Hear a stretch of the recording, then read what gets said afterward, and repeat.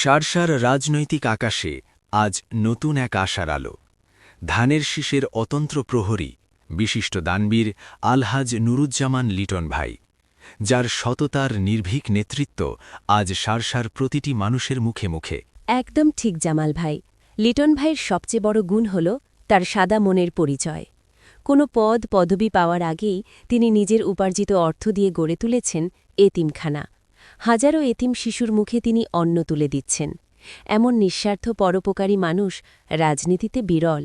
নার্গিস, সারসাবাসী জানে লিটন ভাই কথার চেয়ে কাজে বিশ্বাসী।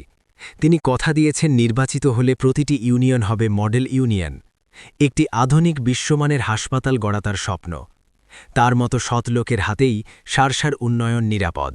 অবশ্যই, যিনি নিজের পকেট থেকে টাকা খরচ করে জনসেবা করতে পারেন, তিনি নির্বাচিত হলে সারসাকে সোনার বাংলায় রূপান্তর করবেন। মেহনতি মানুষ আজ একজোট হয়েছে তাদের প্রিয় নেতাকে জয়ী করতে। হারানো গৌরব পুনরুদ্ধার আর শোষণমুক্ত সমাজ গড়তে ধানের শীষের কোনো বিকল্প নেই। আর সেই বিপ্লবের অগ্রনায়ক আলহাজ নুরুজ্জামান লিটন। ইনশাআল্লাহ, আগামী নির্বাচনে ধানের শীষের বিজয় নিশ্চিত। লিটন ভাইয়ের হাত ধরেই সারসা হবে উন্নয়নের রোল মডেল। সারসাবাসী বেঁধেছে জোট, ধানের শীষে দেব ভোট। সততার প্রতীক লিটন ভাই, আপনার কোনো তুলনা নাই।